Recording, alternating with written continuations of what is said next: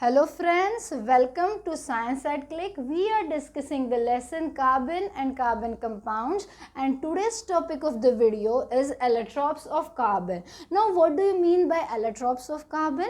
Allotropes of carbon are different physical forms of a same element.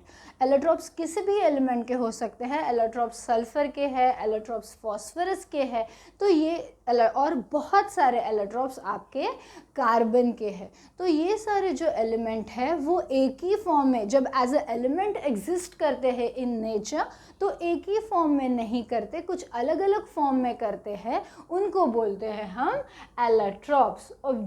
In this lesson we are going to discuss different allotropes of carbon. मतलब carbon as a element, हम लोगों ने occurrence वाले video में भी देखा है कि carbon exist in many forms. It exist in combined form as different compounds in solid, liquid and gaseous state. It also exist in free state. Free state मतलब as a pure element only, लेकिन जब वो exist करता है as a pure element, जैसे copper exist करेगा as a copper only, जैसे iron exist करेगा as iron element, iron wire only, वैसे कार्बन का नहीं होता. कार्बन एज अ एलिमेंट भी बहुत डिफरेंट फॉर्म में एग्जिस्ट करता है, क्योंकि कार्बन जो एटम का लिंकिंग है वो हमेशा अलग अलग होता है, तो अलग अलग फॉर्म तैयार होते हैं, अलग अलग स्ट्रक्चर्स तैयार होते हैं. तो ये याद रखो कि कार्बन वही है, लेकिन कार्बन एटम जो एक दूसरे के पास है, जिससे आपका पूरा बड़ा एलिमेंट बन रहा है, वो कार्बन एटम में जो इंटरनल लिंकिंग है वो अलग अलग होने के कारण we are getting different forms of carbon which we call them allotropes of carbon. समझ में आ गया? द वर्ड एलोट्रॉप, इसका मीनिंग समझ में आ गया? एलोट्रॉप्स और different allotropes are different physical forms, means different structure of same element. ठीक है? Now let's see कि कैसे कैसे एग्जिस्ट होता है. तो सबसे पहले एलोट्रॉप ऑफ कार्बन जो है वो इतने सारे हैं. डायमंड है, that is your carbon. Graphite है जो पेंसिल है आपकी, जिसकी लेड है, जिससे आप लिखते हो, वो ग्रेफाइट क्ले में मिक्स करके आपकी लेड बनती है. उसके बाद फ्यूलेरेंस है, जिसका बायोमेडिकल साइंस में बहुत इंपॉर्टेंस है. कार्बन नैनो ट्यूब्स है, देन कोक है, कार्बन ब्लैक है, चारकोल है, कोल है. ये सारे आपके क्या है? Allotropes. 7 to 8 to 9 there are different allotropes of carbon. और वो allotropes for understanding, for studying them better, to understand their properties, they have classified allotropes of carbon into two types. One is crystalline, another is amorphous. Okay अभी क्यों crystalline और amorphous का मतलब क्या है madam? तो क्रिस्टलाइन, आपने salt देखा है, if you touch it you can feel the roughness, क्योंकि उसमें क्या है? सॉल्ट के क्रिस्टल्स है. अभी आप लोग समझो कि आपने शुगर के क्रिस्टल्स तो आपको दिखते हैं, ठीक है? You know how sugar crystals, what is the shape of sugar crystal. Okay, अगर पाउडर्ड शुगर भी हम लोगों ने लिया, तो वो क्या होता है? पाउडर्ड शुगर भी सॉफ्ट नहीं होता. If you touch it, if you feel it, you will still feel the roughness, the crystals between your fingers. So समझ लो बात को कि उसका crystalline nature, though you are powdering it, उसका क्रिस्टलाइन नेचर वैसे के वैसा है. लेकिन एमोर्फस क्या है? टैल्कम पाउडर को कभी टच किया है? या फिर एनी टाइप ऑफ फ्लोर जिसमें एनी टाइप ऑफ आटा जिससे रोटी बनती है, ओके, फाइन पाउडर है. If you touch it you will not feel any kind of crystal, that is amorphous. समझ में आ गया कैसे आइडेंटिफाई कर सकते हैं? अभी देखो कि केमिकली क्या होता है इसमें. In crystalline form of any substance, any salt, the particles. अभी हम लोग एलिमेंट की बात कर रहे हैं तो एटम्स होंगे. जब हम लोग कंपाउंड की बात करेंगे, क्रिस्टलाइन कंपाउंड, तो उसमें स्मॉल पार्टिकल क्या होगा? मॉलिक्यूल. ओके, सो अभी समझ लो कि उसका जो स्मॉल पार्टिकल है, अभी इस केस में कार्बन का एटम है. आगे अब आगे बात समझ में। तो कार्बन के एटम जब एक बड़ा कार्बन का पीस बना रहे हैं तो वो एक दूसरे के साथ एक स्पेसिफिक अरेंजमेंट में अरेंज होते हैं और throughout that substance that arrangement get repeated and hence they have a perfect 3-dimensional structure which results into their crystalline nature। उनका एक 3-dimensional structure है। ओके, कार्बन एटम का जो बॉन्डिंग है वो जो बॉन्डिंग है उससे एक शेप बनता है, जो शेप आपके पूरे सब्सटेंस में रिपीट हो रहा है, इसके वजह से उसका क्या है, क्रिस्टलाइन नेचर है। Now what do you mean by amorphous? Amorphous, morph means structure, amorphous means जिसके पास कोई भी स्ट्रक्चर नहीं है वो है आपके एमॉर्फस सब्सटेंसेस। जो सॉफ्ट टैल्कम पाउडर है जिसमें आपको क्रिस्टल फील नहीं होते वो है आपके एमॉर्फस सब्सटेंसेस। उसमें कार्बन एटम या कोई भी पार्टिकल, कोई भी सब्सटेंस ले लो जो एमॉर्फस है, उसके पार्टिकल्स में कोई भी स्पेसिफिक 3-dimensional अरेंजमेंट नहीं है। their particles are there just together, just stick together to form your element or a compound or a substance, then that is known as amorphous। अभी कार्बन के case में क्या है कि कार्बन के atoms एक दूसरे के साथ प्रॉपर लिंक करके स्ट्रक्चर यहाँ पे नहीं बना रहे, just carbon particles are there together to form your amorphous carbon. ये बात समझ में आ गई? इतना समझ में आ गया what is the meaning of crystalline and what is the meaning of amorphous. अभी देखते हैं क्रिस्टलाइन में क्या क्या डिफरेंट टाइप्स है। क्रिस्टलाइन में है आपका डायमंड, आपका ग्रेफाइट, एक और है जिसको बोलते हैं ग्राफीन, डिटेल में आगे देखेंगे, ग्रेफाइट का ही पार्ट होता है। देन फ्यूलेरिन्स, ऐसे जो बॉल, फुटबॉल जैसे जो स्ट्रक्चर होते हैं, carbon atoms hexagonal and pentagonal ring में अरेंज होकर एक 3-dimensional फुटबॉल बनाते हैं, उनको फ्यूलेरिन्स बोलते हैं। And then carbon nano tubes, जो लंबी ट्यूब होती, ये दोनों हॉलो स्ट्रक्चर्स हैं। Okay, so fullerenes and carbon nanotubes are what? Hollow structure and hence they are useful in biomedical science, कुछ ड्रग वहाँ पे पहुँचाने के लिए या फिर कुछ वायरस को ट्रैप करने के लिए। Okay, then in amorphous carbon the example is first आएगा आपका कोल। ओके, कोल सबसे मेन है, जो नेचुरली फाउंड फॉसिल फ्यूल है, मिनरल है आपका। उसके बाद आएगा कोक जो कोल से बनता है। कार्बन ब्लैक सूट, कभी आरती वारती की होगी कभी, या फिर छोड़ो, आरती छोड़ो, जब बाहर कोई बर्न करता है, वुड बर्न करता है या फिर कुछ कचरा बर्न करते हैं तो काला धुआं जो निकलता है दैट इज़ योर सूट और also called as carbon black. It is also known as lamp black. कोई भी लैम्प पे अगर कैंडल पे आप हाथ रखो तो आपका हाथ ऐसा ब्लैकिश हो जाता है, that is because of the deposition of lamp black on your palm. Okay, and the next is charcoal, जो वुड या बोन से बनता है। Okay, so these are the different allotropes of carbon. For studying them in a better manner we have classified into 2 types, crystalline carbon and amorphous carbon। let's see them in detail now। देखो, diamond सबसे special carbon का form.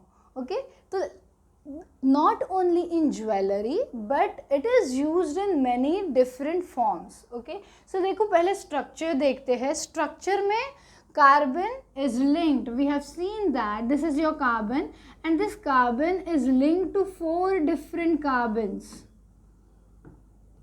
As we know that the valency of carbon is 4, so this is linking to 4 different carbons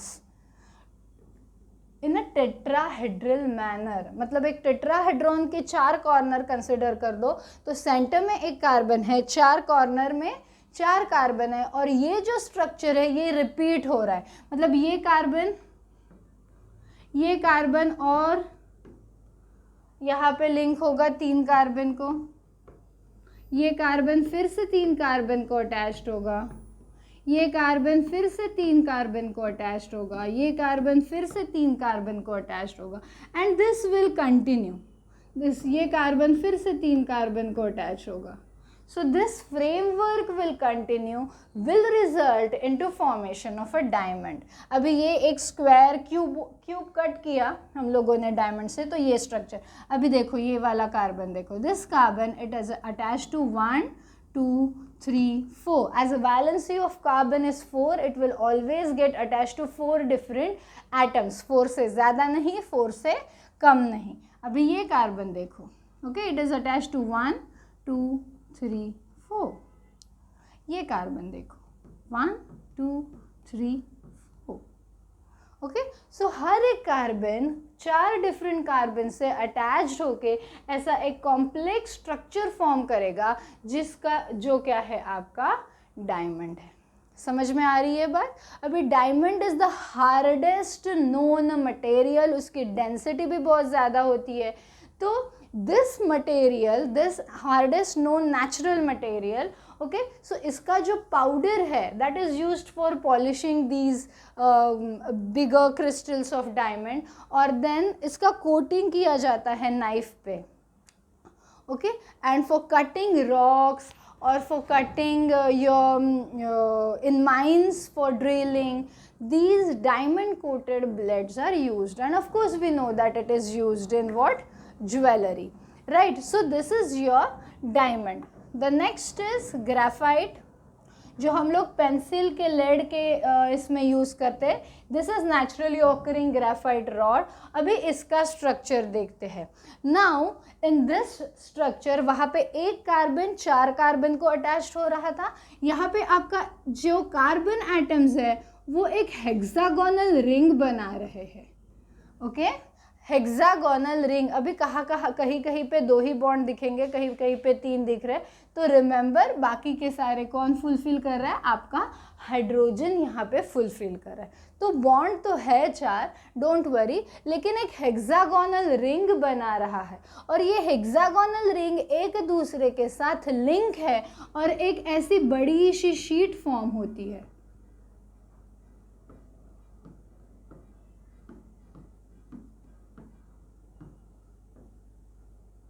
okay, imagine this, the sheet is continuing. So ये बड़ी सी hexagonal ring की जो sheet बन रही है, ऐसे काफ़ी सारे शीट्स एक के ऊपर एक स्टैक किए हुए हैं। इफ यू कंटिन्यू दिस,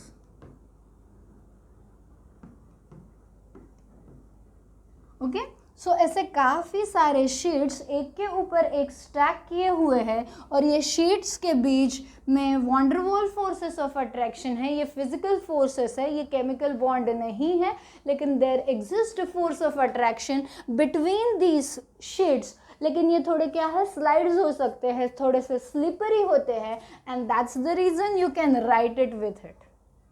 आगे बात समझ में? तो ये बहुत स्ट्रॉन्ग फोर्सेस नहीं है, ये जो है वो केमिकल बॉन्ड है जो स्ट्रॉन्ग फोर्सेस है। ये जो शीट्स एक के ऊपर एक स्टैक की हुई है वो थोड़ी स्लिपरी है क्योंकि वीक बॉन्ड से अटैच्ड है, ओके। तो ये हो गया आपका ग्रेफाइट। अभी इसमें से एक शीट को आप हटा लो, ये पूरे ग्रेफाइट में जो लेयर्स है शीट्स के, उसमें से आप एक हेक्सागोनल रिंग्स की जो शीट बनी हुई है उसको अलग से निकालो, वो बन गई आपकी ग्राफीन, ओके। तो यहाँ पे आपके जो इलेक्ट्रॉन्स है, diamond is a bad conductor of heat and electricity, लेकिन ग्रेफाइट में ये जो इलेक्ट्रॉन्स यहाँ पे हर एक कार्बन पे एक फ्री होता है क्योंकि इसमें फ्री इलेक्ट्रॉन्स होते हैं, तो ये एक दूसरे के यहाँ, ये कार्बन से यहाँ, ये कार्बन से यहाँ ऐसे मूव होते रहते हैं। So due to the presence of free electrons in this structure, graphite is a good conductor of electricity, okay, so you can use this graphite as an electrode, okay। ये good conductor of electricity है, तो solution में अगर आपको current pass करना है, किसी भी आयोनिक कंपाउंड के सॉल्यूशन में अगर आपको करंट पास करना है, तो you can very well use graphite. Simply ये पेंसिल भी यूज़ कर सकते हो, दोनों तरफ से शार्पन करके एक एंड जाएगा आपका सॉल्यूशन में, दूसरा एंड को आप वायर अटैच करके क्रोकोडाइल क्लिप से आपके बैटरी को अटैच कर सकते हैं। देखो मैं यहाँ पे एक डायग्राम निकाल के दिखाती हूँ। ये आपका आयोनिक सॉल्यूशन है, ये आपकी पेंसिल है, दोनों तरफ से मैंने शार्पन की हुई। ओके, यहाँ पे मैंने वायरिंग लगा दी और ये सॉल्यूशन में डिप है। तो ऐसे ये अंदर का जो इंटैक्ट लेड है ग्रेफाइट का स्ट्रक्चर, वो कैरी करेगा आपका करंट।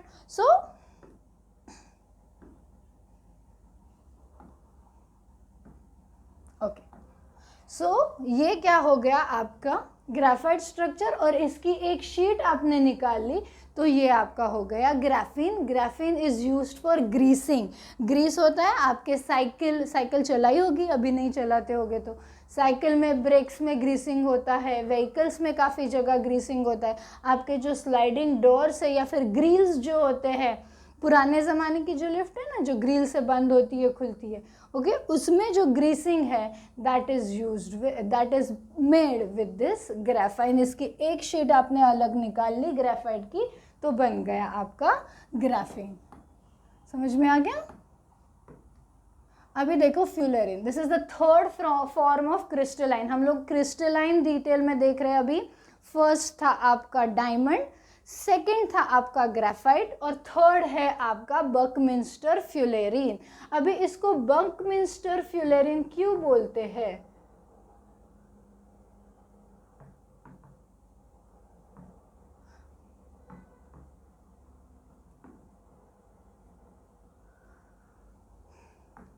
ये है आपका फ्यूलेरिन। जो फुटबॉल बनता है due to hexagonal and pentagonal rings of carbon atoms, उसको बोलते हैं फ्यूलेरिन। ये फ्यूलेरिन 30 कार्बन से लेके 70 कार्बन तक के एलिमेंट्स बना सकते हैं, दैट इज नोन। ये जो स्ट्रक्चर है दिस इज C60, तो this is C60 allotrope of carbon भी बोल सकते हैं, C60 फ्यूलेरिन भी बोल सकते हैं। Fullerene is a ball shape structure of, fullerene क्या है? एक एलोट्रोप ऑफ कार्बन है। कौन सा? जिसमें कार्बन एटम्स के लिंकिंग से एक एम्प्टी बॉल केज जैसा स्ट्रक्चर बनाया हुआ है, उसको फ्यूलेरिन बोलते हैं। वो 30 कार्बन एटम से भी बन सकता है, 40, 45, 60, 70 से भी बन सकता है। C60 फ्यूलेरिन इज मोस्ट कॉमन, और इसको बहुत जगह यूज़ करते हैं, इसके सब बहुत सारे एप्लीकेशन है। अभी देखो इफ़ यू कैन सी, ये एक आपका हेक्सागोनल स्ट्रक्चर हो गया, ये एक आपका हेक्सागोनल स्ट्रक्चर हो गया, लेकिन बीच में ये एक पेंटागोनल है। ओके, सो देखो अगर हेक्सागोनल ही रहते तो वो ग्रेफाइट जैसी क्या होती? Planar ring. ग्राफीन जैसी क्या होती? एक प्लेनर शीट तैयार होती। लेकिन उसको 3 डायमेंशनल फुटबॉल के जैसे अगर करना है तो बीच में पेंटागन ही आएंगे। यहाँ पे देखो फिर से हेक्सागन है, ओके, यहाँ पे फिर से पेंटागन हो गया आपका। सो याद रखो, ध्यान में रखो कि 3 डायमेंशनल हेक्सागोनल रिंग का 3 डायमेंशनल स्ट्रक्चर बनाने के लिए बीच बीच में पेंटागन होने ज़रूरी है। अगर नहीं देखा है आपका फुटबॉल तो आज अच्छे से देखो और मार्क करो कि कहाँ कहाँ हेक्सागन है और कहाँ कहाँ पेंटागन है। आई बेट उसमें पेंटागन है ही। ओके, सो चेक करो, अगर चेक किया हुआ है ऑलरेडी पता है तो वेरी गुड, अच्छे बच्चे।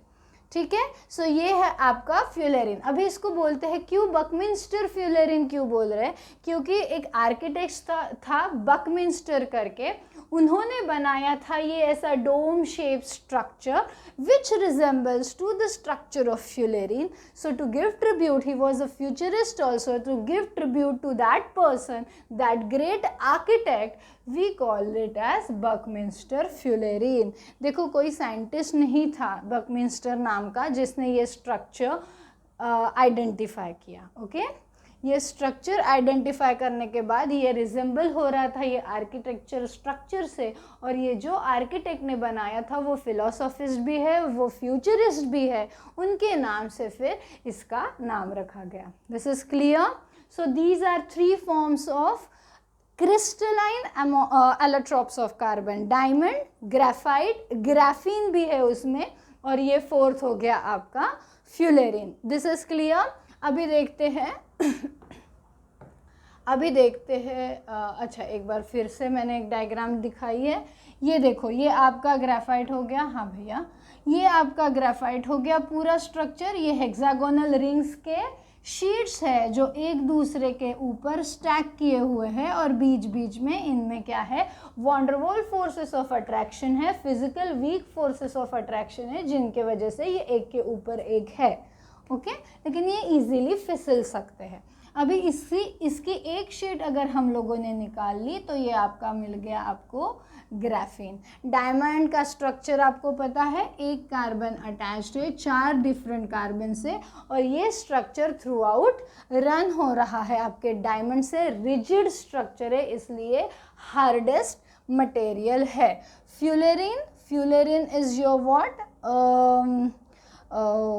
3 डायमेंशनल फुटबॉल लाइक स्ट्रक्चर, जिसमें आपके हेक्सागन और पेंटागन एक दूसरे के साथ लिंक है टू फॉर्म अ फुटबॉल। अगर फुटबॉल की जगह एक ट्यूब रख दिया आपने तो आपकी क्या बन गई, कार्बन नैनो ट्यूब। इसको CNT भी बोलते हैं। This is also have a great application in biomedical field.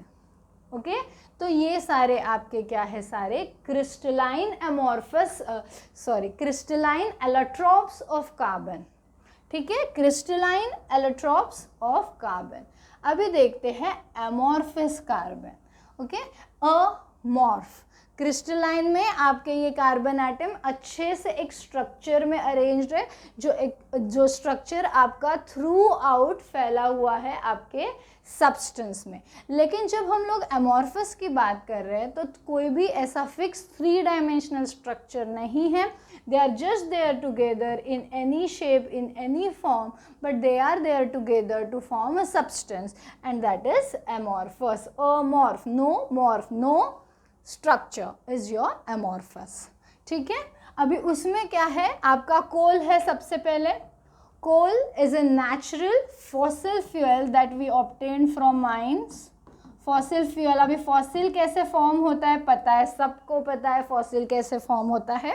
Okay, सो जब कोल फॉर्म होता है, जब फॉसिल फॉर्म होता है तो कोल जो हम लोग फ्यूल करके यूज़ करते हैं, दैट इज़ द कोल। अभी इसके भी कोल के आपके 4 टाइप्स है।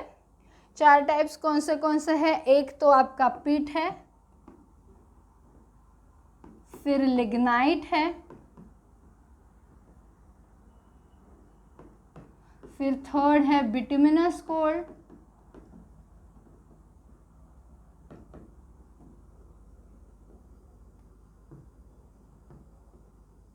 और लास्ट है एंथ्रासाइट।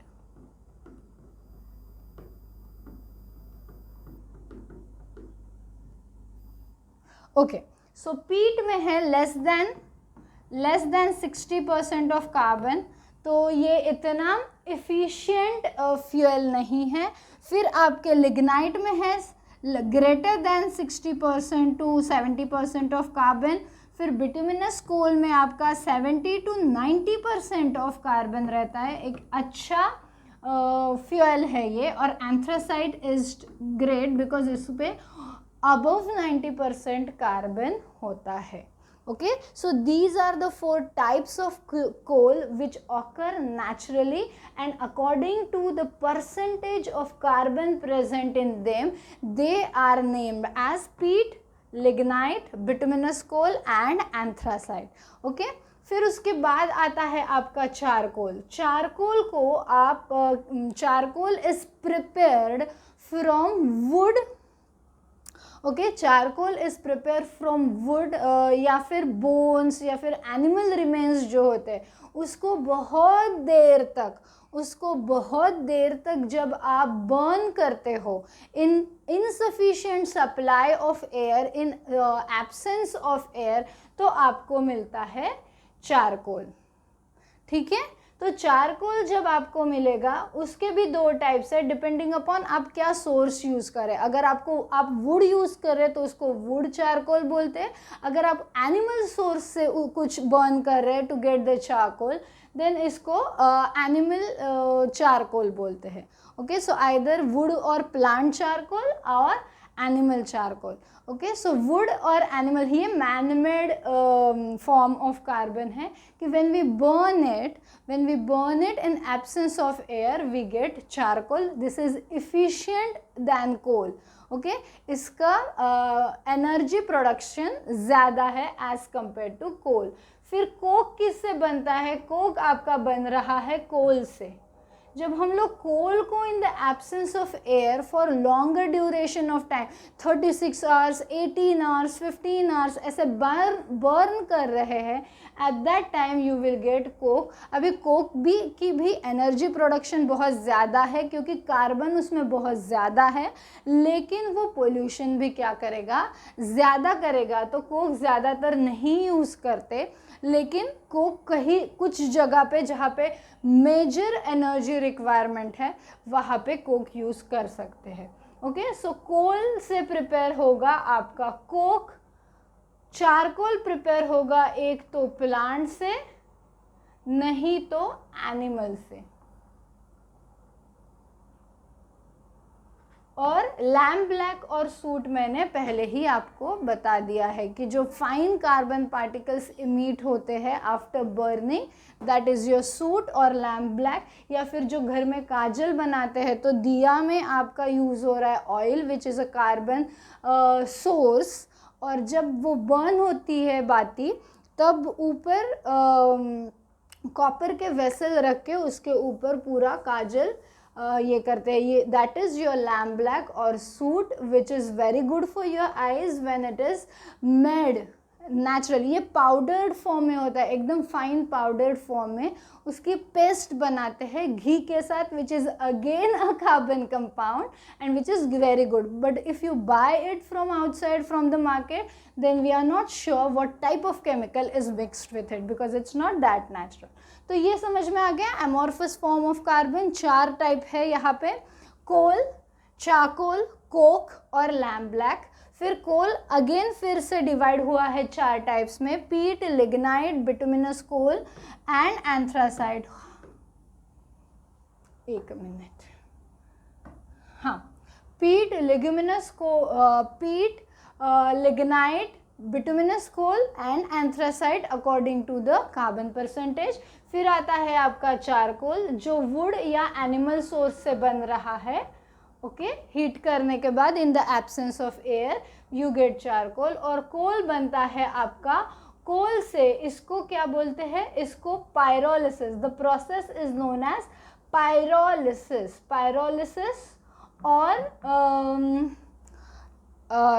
पायरोलिसिस और डिस्टिलेशन प्रोसेस भी बोलते हैं इसको, ड्राई डिस्टिलेशन, उसको ड्राई डिस्टिलेशन भी बोलते हैं। तो ड्राई डिस्टिलेशन प्रोसेस या पायरोलिसिस प्रोसेस में क्या हो रहा है? पायरोलिसिस और ड्राई डिस्टिलेशन प्रोसेस या फिर कैल्सिनेशन भी बोलते हैं, इसमें क्या हो रहा है? You are heating that substance for a prolong period of time in the absence of air which result into breaking down of that substance, okay, and you get coke in the process. And lamp black and soot is the last type of amorphous carbon. ठीक है, this is clear. सो हम लोगों ने आज allotropes of carbon देखे। Allotropes में 2 part है, एक क्रिस्टलाइन एलोट्रोप्स, एक एमॉर्फस एलोट्रोप्स। क्रिस्टलाइन एलोट्रोप्स में हम लोगों ने डायमंड, ग्रेफाइट, ग्राफीन और फ्यूलेरिन और कार्बन नैनोट्यूब्स, ये 5 टाइप देखे। और यहाँ पे एमॉर्फस कार्बन में we have discuss coal, charcoal, coke and lamp black. लैम्प ब्लैक or soot is a same thing. Okay, this is clear. Thank you for watching. Please subscribe to Science at Click for more videos. Thank you.